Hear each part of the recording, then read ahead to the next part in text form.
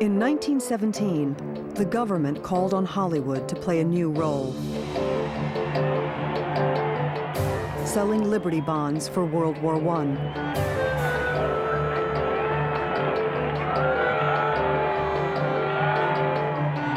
Along with Fairbanks's best friend, Charlie Chaplin, the three stars whipped up crowds in Washington and New York. In front of thousands, Pickford shouted, "I'm only 5 feet tall, but every inch of me is a fighting American." To their delight, the rallies gave Pickford and Fairbanks an excuse to be together in public. Under her new contract with Zukor, Pickford began to take creative control of her films. She selected a popular but gloomy story, The Poor Little Rich Girl, and added a streak of energetic comedy to the screenplay. It was the first time she played a child, an 11-year-old, all the way through a film. People believed in her as a feisty little all-American girl who could handle anything that came her way, not just handle it, but also triumph over it. And not just handle it and also triumph over it, but to have a good sense of humor about it.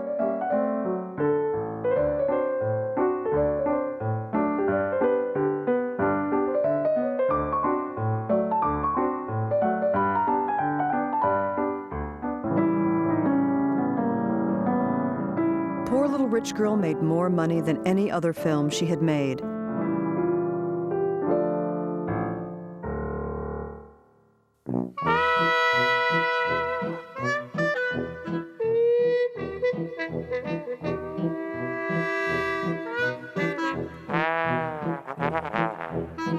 Six months later, she played another 11-year-old in Rebecca of Sunnybrook Farm.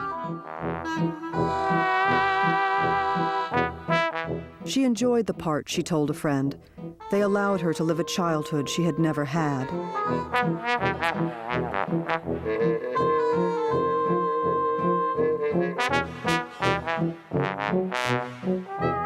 Her fans loved them too. And the little girl role quickly became her most popular on-screen persona.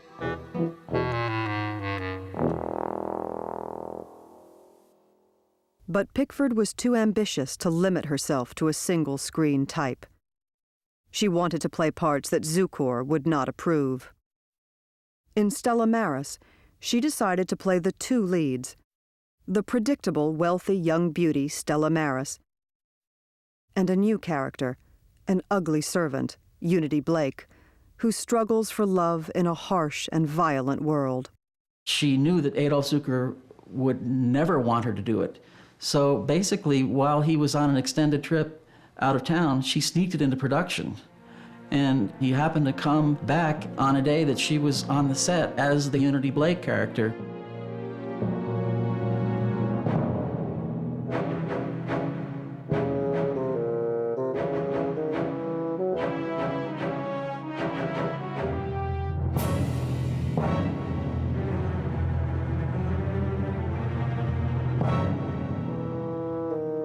There's Mary Pickford looking like she's just climbed out of the gutter and is looking for a grave.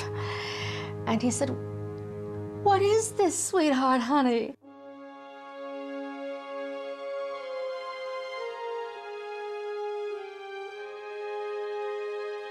And Zukor couldn't believe it, and he just thought it's going to be a disaster. And she's trying to mollify him. She said, "Well, don't worry, Mr. Zukor, I die before the end." And she said, "Don't worry, you know, I'd play another part where I look very nice and the audience will like me a lot." And meanwhile, all he's thinking is, you die in this movie? Mary Pickford dies in this movie? Zukor's fears were unfounded.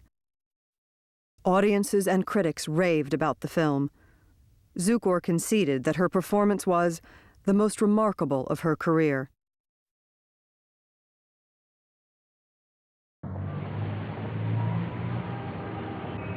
By the end of World War I, most films were shot in California. The American movie business was a cutthroat, $100 million industry. On one side was Zukor's Paramount Pictures, now the world's largest production and distribution company.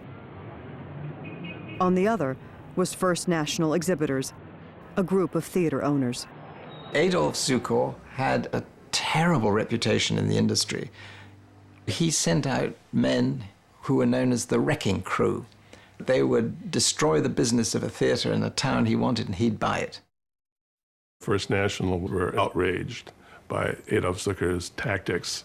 And to prove to Adolf Zukor the seriousness of their intent, they went after his biggest asset, Mary Pickford. In 1918, as Pickford's contract with Zukor was coming to an end, First National went on the attack. They offered her an extraordinary $675,000 for 3 pictures, 50% of the profits, and artistic control of her films. Zukor refused to match it. She told Adolf Zukor over the phone that she was going to go with First National. Both of them were practically in tears. And she finally said, "I can't talk anymore." And he said, "I can't either." It was a horrible moment for them. However, they both recovered quite quickly.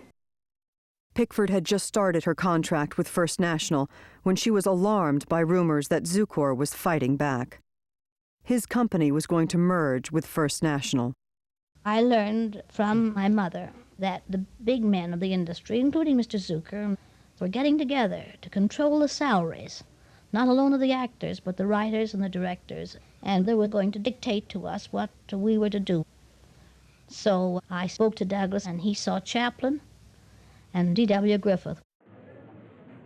In January 1919, the 4 biggest names in the movies responded to Zukor's threat. They announced the formation of their own distribution company, United Artists.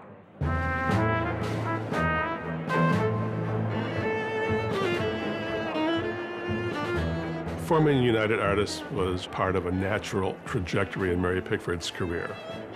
She and Douglas Fairbanks had their own companies, so it was imperative for them to find a way to distribute their films. And that way they could still have control over the making of their pictures. No one thought actors could run a business. One observer remarked, "The lunatics have taken over the asylum."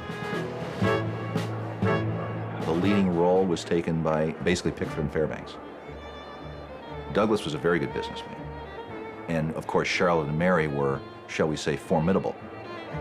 Chaplin always saw United Artists as a convenience operation for the films of Charlie Chaplin. He had not that much interest in it as a company. Chaplin was astonished at Pickford's business skills.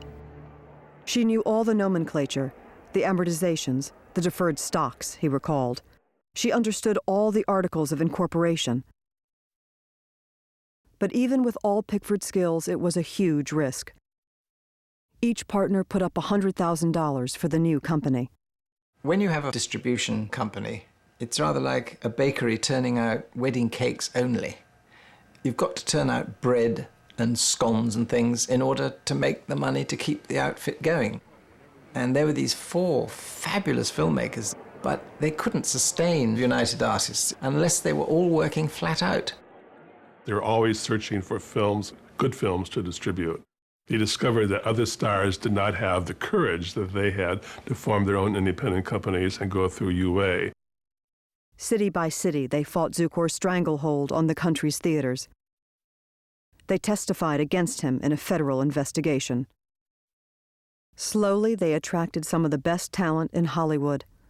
Producers like Sam Goldwyn and stars like Gloria Swanson and Buster Keaton.